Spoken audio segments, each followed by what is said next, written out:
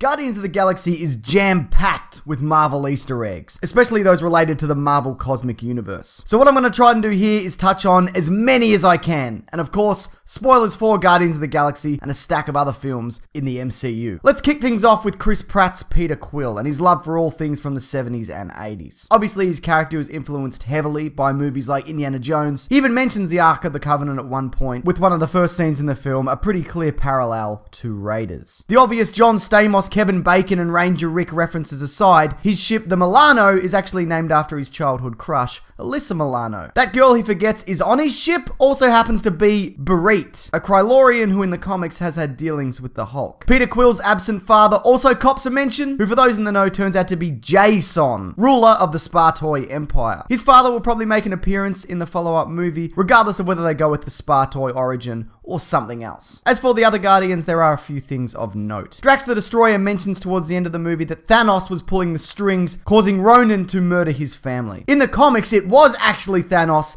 that killed Drax's family, with him then getting a new supercharged body with the sole purpose of Drax the Destroyer-ing him. At one point, Peter Quill puts his Star-Lord mask on Gamora, possibly a nod to her taking on his role in the 100th anniversary of the Guardians, and Rocket, as voiced by Bradley Cooper, calls Peter Quill's satchel a purse, with his character Phil from The Hangover saying something similar to Alan in that first movie that inexplicably became a trilogy. Yondu is also a member of the first Guardians team from the comics. And though the character seen in the film differs significantly from the source material, there are a few nods to his origins, in particular his blue skin, his quasi-red mohawk, and that arrow thing controlled via whistling. In the comics, Yondu is portrayed as a skilled archer, with him able to alter the direction of a fired arrow using a variety of whistles similar to what we saw, though his degree of control shown in the movies appears greater than the comic version. The troll doll Peter Quill swaps out for the Infinity Stone is probably just another 80s pop culture reference, but it also could be a sly nod to Pip the Troll, who's affiliated with Comic Guardian member Adam Warlock. It's probably a bit of a stretch though. Moving on, no doubt everyone noticed the Stan Lee cameo with Rocket paying him out for being a creepy older man. The Infinity Gem, or Stone as they're called in the movies, that was present is most likely the Power One. I only make mention of this because it's never specifically stated which one it is. The Celestials also make a couple of appearances. If you're not sure who they are, they're just kind of these giant ancient space gods. The most prevalent one was the Severed Head, which is referred to as Nowhere. In the comics, it serves as the Guardians' main base of operations.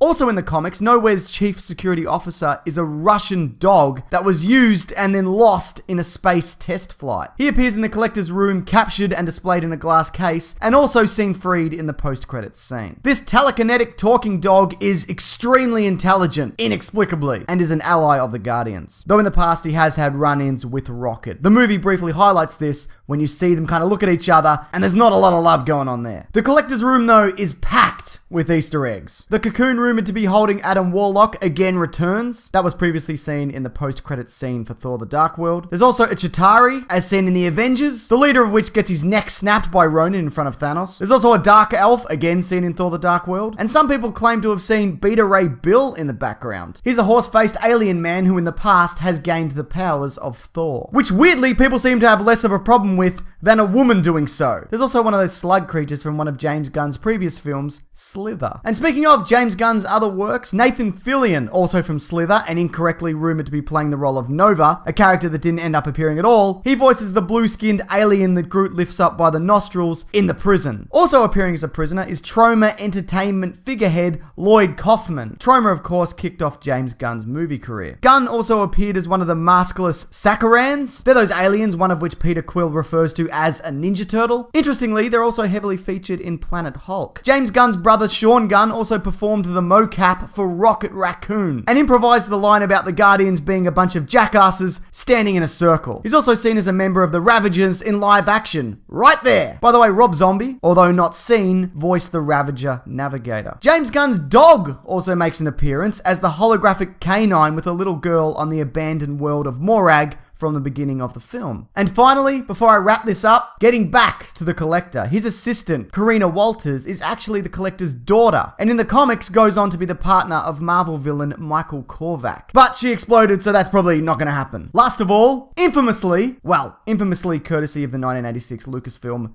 film, Howard the Duck, voiced by Seth Green, makes a brief cameo post-credits. Obviously, he was someone the collector was holding on to for some reason. For those wondering, James Gunn has specifically stated that this is meant as a joke nod to the character and not really anything else. So I wouldn't be holding my breath for any Howard the Duck solo movies.